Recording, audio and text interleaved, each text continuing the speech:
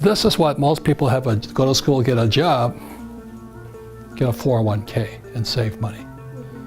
Loser. Okay? I'm doing that just to upset you guys, because maybe you'll start to think. Because I didn't make the rules, I'm just telling you these are the rules. These people pay the highest taxes, and they work the hardest. I asked the question of my teacher, my 4th grade teacher, said, "What do we learn about money?" I said, "Well, we don't teach you about money." And I thought that was really stupid. Why go to school, get a job, but know nothing about money? My way of teaching is to first put doubt in your brain, to challenge your belief systems.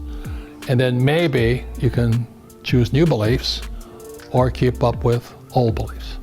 I'm making all this money, I have a secure job, but what's beyond that? And that's where education comes in. Because financial education is about not working for money.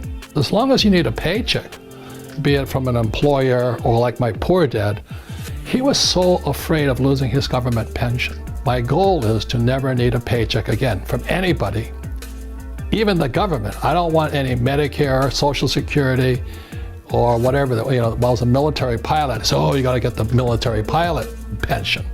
I said, you do, but I'm not going to. The problem that most people make, they go to school to get a job and they work here.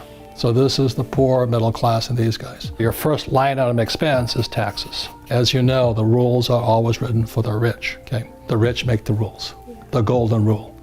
He who has the gold makes the rules. So the tax cut went to people here. This is what I work for. So what I work for, number one, is I'm an entrepreneur. I want businesses. I have multiple businesses. Next is real estate.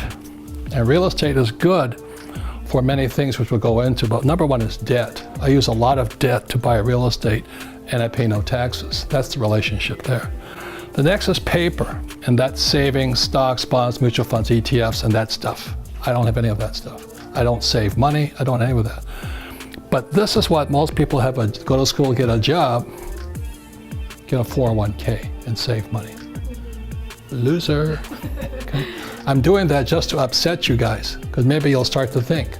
Because I didn't make the rules, I'm just telling you these are the rules.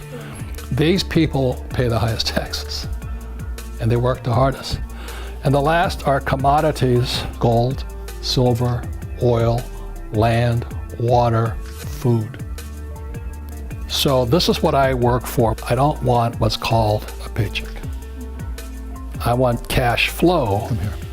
So that's what I mean by the rich don't work for money.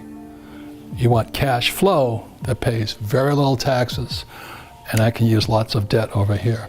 The average person who went to school, their biggest liability they have is student loans, of course. You have student loan, which is the worst type of debt of all, because you cannot declare bankruptcy on it. And then you get out, you try and buy a house, and you call it an asset when it's really a liability. Why? Because the cash is flowing that way. Your house costs you money you rent a house, still costs you money. Then you have to have a nice car. I had one of those. This. So the problem with most young people is they go to school to get that job, then a lot of them have student loan debt, then they try and get married and buy a house, they have a car, and then they have credit card debt. If they do any investing in America, it's a 401k, which I wouldn't touch with a 10-foot pole. So when I say rich don't work for money, I never wanted to be dependent on a paycheck, either from an employer or the government. I wanted to be a free human being. Many people come to this country because they want to live the American dream of buying their house, going to a job, working paycheck to paycheck, going to school, when in reality, that's a nightmare. And then what happens if they lose their job? They lose all security they were promised, and they lose everything, and they don't have anything to provide for their family either. Another issue is Bitcoin, the dollar, and gold. Which one is better? I love real estate, again, because it's debt. I use debt to buy real estate. And everybody else is saying get out of debt, right? I love debt. Yeah. Trump loves debt. He's a king of debt. I'm in debt about $600 million. The average person cannot pay for their credit card debt. That's how tragic it is. And he's educated. I'm talking about educated people. Yeah. Right?